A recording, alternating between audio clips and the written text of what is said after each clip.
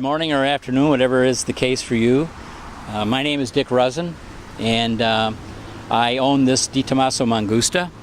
It's a 1969 model car, and the number is MA670. So it was actually the 335th car built. It was specially built for Bill Mitchell, who was vice president of General Motors design staff. And one of the particulars when he spoke to Tomaso was he did not want a Ford engine, which was standard in the car. He wanted a Chevrolet, possibly. So Tomaso told him to send him whatever engine he wanted, and he would install it in the car at the factory for him.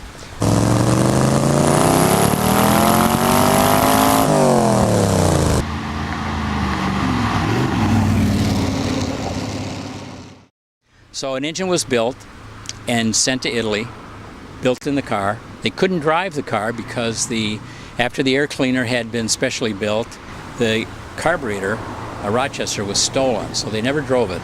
They sent the car back, and a new carburetor was installed. The car was made to run. Bill drove it, and very shortly after that decided to sell it to buy something else.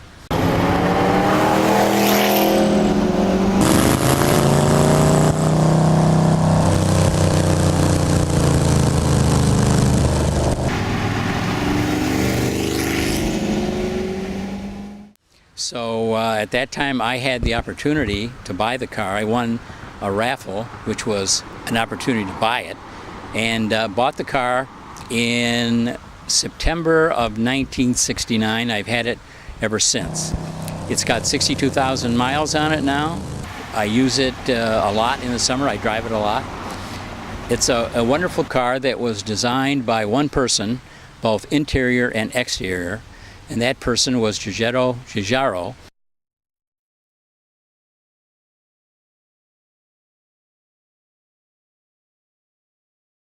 At the time he did this car, he was about 30.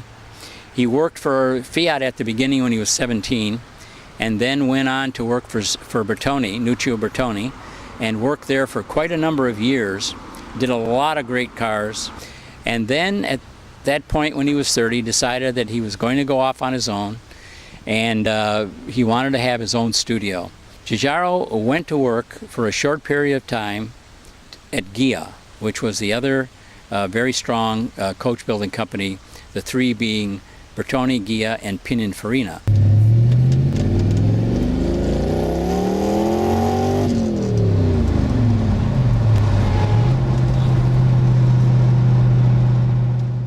He decided that he would make a proposal on his own to do a two-passenger mid-engine coupe.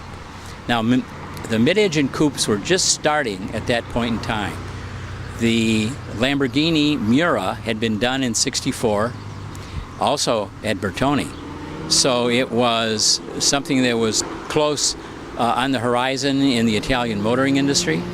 And he was very aware of everything that had been done on the Miura.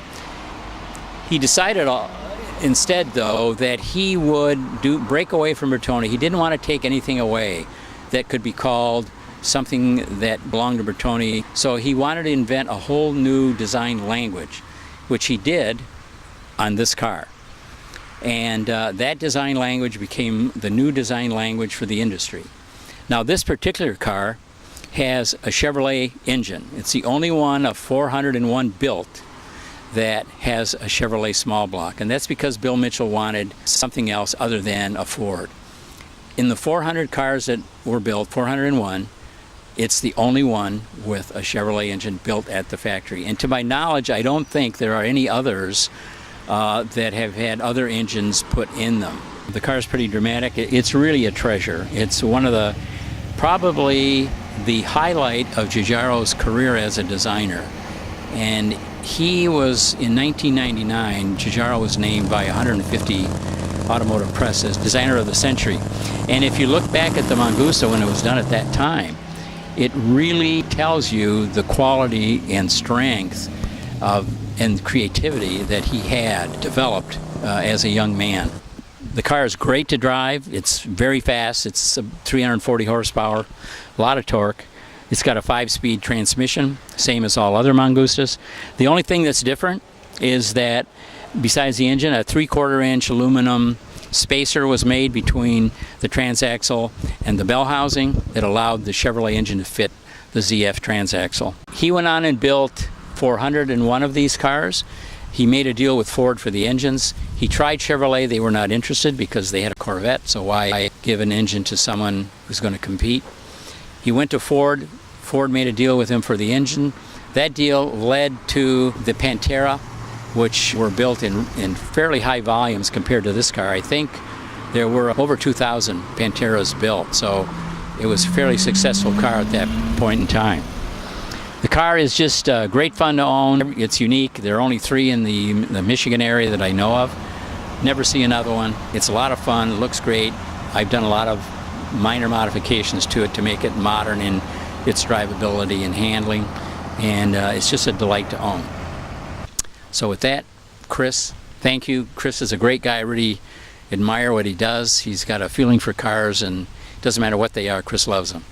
So thanks, Chris.